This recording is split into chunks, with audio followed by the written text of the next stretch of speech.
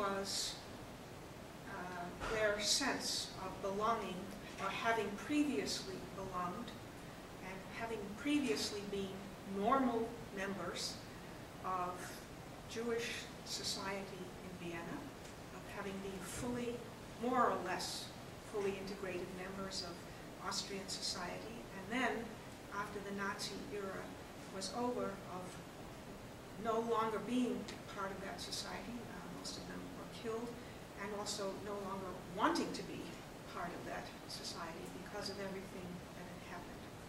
So this issue of losing one's identity, I think has faced and continues to face many, many ethnic and cultural groups. I would say the same thing applies to Native Americans, who have had to give up on many of their, not only territories, but cultural artifacts and religious objects as well.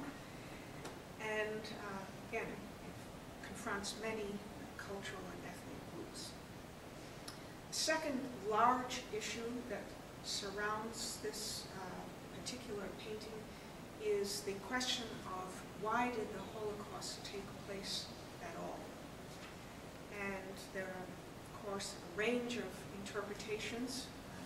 Historians are struggling to come up with an overall interpretation that is convincing, and of course they are divided on that.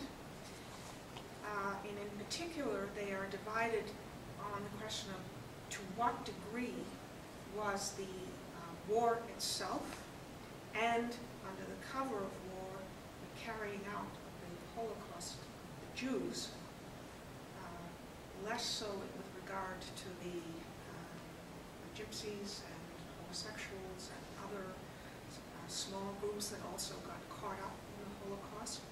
But in the case of the Jews, to what extent was the Holocaust economically motivated? And the economic interpretation of the Holocaust actually is not a very popular interpretation. The historians who promote that view, and actually one person who's very active in writing about this is less a historian than he is a journalist. His name is Götz Ali. He's been one of the foremost presenters of this view. He argues, and they argue, that the economic motivation was first above all. And one of these strands of evidence that they give is the seizure, the plan to seize artwork and cultural objects belonging to the Jews. So the film The Rape of Europa, which you may or may not have seen, which is in a way is a sort of much longer version than Adele's Wish, and includes some of the same expert witnesses as Adele's Wish. The whole theme of that film, and very strong evidence, suggests that the economic motivation to appropriate the wealth of the Jews, the landed property, but also the cultural objects, the religious objects, which were often made out of silver, gold, and the great artworks that were owned by families throughout, Jewish families throughout Europe. But this was a huge motivation, and in this connection, Hermann Goering, who was very high ranking in the Nazi party, he's, I forget the exact term was, the Marshal of the Luftwaffe, of the Air Forces, and at one point deputy to Hitler. He was the main force in seeking to accumulate works of art. It was he who sent out members of the SS and other paramilitary groups to actually seize the works of art. He put a lot of them in his own home in Berlin. The rest he concealed in various places in Eastern Europe and in Austria. So that is the second issue. Apart from the problem of identity, there is this question of the economic motivation, if any, of the war. Again, usually historians say that the war had to do with military objectives or racial objectives, territorial objectives, and the Holocaust was a subset of that.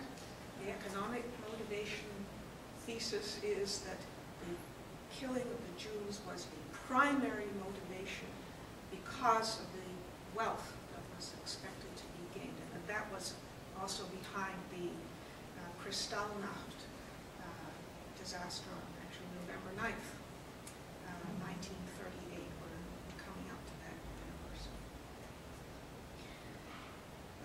The third large issue is the question of, the whole question of the legal issues surrounding recovery of stolen art. And that is not something that I'm really competent to discuss. I will bring up some of the legal issues that were involved in the recovery of this particular painting, but my knowledge of the legal issues is very thin, but it is an enormous topic, not only for lawyers working in the United States. In fact, my own daughter worked on this issue for a law firm in New York, but it's an ongoing matter for American lawyers, but also for the European and many other legal systems in the world.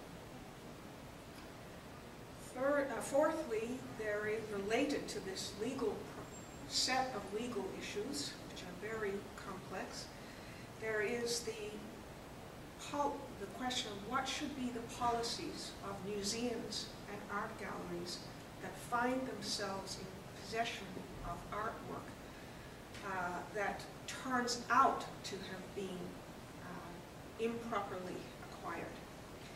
The portrait of Adele Bloch-Bauer for many years hung in the National Art Gallery of Austria in Vienna.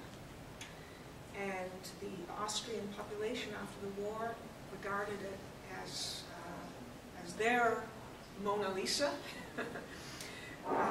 They regarded it as one of the main symbols of Austrian culture, even though it was of a Jewish woman, and there is an issue there.